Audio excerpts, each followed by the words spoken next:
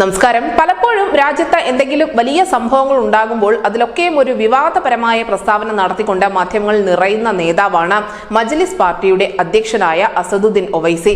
ഇപ്പോഴിതാ വീണ്ടും ഒവൈസിയുടെ ഭാഗത്ത് നിന്നും ഒരു പ്രകോപനപരമായ പരാമർശം ഉണ്ടായിരിക്കുന്നു.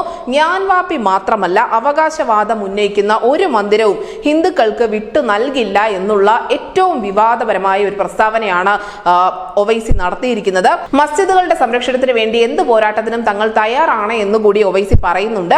എന്താണ് സംഭവിക്കുന്നതെന്ന് നമുക്ക് നേരിട്ട് കാണാം എന്നുകൂടി ഒവൈസി പറഞ്ഞു വെക്കുന്നു. ദേശീയ മാധ്യമത്തിന് നൽകിയ അഭിമുഖത്തിൽ വെച്ചായിരുന്നു അസദുദ്ദീൻ ഒവൈസിയുടെ ഭാഗത്ത് നിന്നും ഈ സുപ്രധാന പരാമർശം ഉണ്ടായത്. ഈ അഭിമുഖത്തിനിടയിൽ ഞാൻ വാപ്പി മന്ദിരത്തിൽ ഹിന്ദുക്കൾക്ക് ആരാധന നടത്തുന്നതുമായി ബന്ധപ്പെട്ട ഒരു ചോദ്യം മാധ്യമ പ്രവർത്തകൻ ചോദിച്ചിരുന്നു. ഇതിനോടായിരുന്നു ഒവൈസിയുടെ ഭാഗത്ത് നിന്ന് പ്രതികരണം ഉണ്ടായത്. ഒരു മസ്ജിദോ മന്ദിരമോ ഹിന്ദുക്കൾക്ക് വിട്ടു നൽകാൻ പോകുന്നില്ല, മതിയായി, തങ്ങൾ നിയമ പോരാട്ടം നടത്തും, ഡിസംബർ 6 ആവർത്തിക്കാനാണ് ശ്രമം. എങ്കിൽ എന്താണ് നടക്കാൻ പോകുന്നത് എന്ന് കാണാം. ഒരിക്കൽ തോറ്റു, ഇനി തോൽക്കാൻ ഉദ്ദേശിച്ചിട്ടില്ല എന്നുകൂടി ഒവൈസി കൂട്ടിച്ചേർത്തിട്ടുണ്ട്.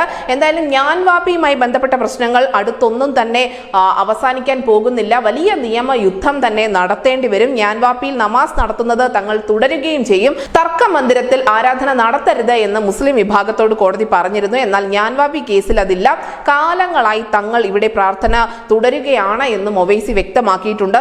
നാളെ തങ്ങൾ രാഷ്ട്രപതി ഭവൻ കുഴിക്കുകയാണെങ്കിൽ അവിടെ നിന്നും എന്തെങ്കിലും ലഭിക്കും. കാരണം നൂറ്റിക്കണക്കിന് വർഷങ്ങളായി തങ്ങൾ അവിടെ നമാസ് നടത്തിയിരുന്നു എന്നുകൂടി ഒവൈസി കൂട്ടിച്ചേർക്കുന്നുണ്ട്. അങ്ങനെ ഏറെ വിവാദപരമായ ഒരു പ്രസ്താവന നടത്തിക്കൊണ്ട് വീണ്ടും രാജ്യത്തിന്റെ സമാധാന അന്തരീക്ഷത്തിൽ വലിയ കോട്ടം വരുത്താൻ തന്നെയാണ് ഇപ്പോൾ മജ്ലിസ് പാർട്ടിയുടെ അധ്യക്ഷൻ ശ്രമിച്ചുകൊണ്ടിരിക്കുന്നത്. ന്യൂസ് ഡെസ്ക് ന്യൂസിന്റെ മലയാളം.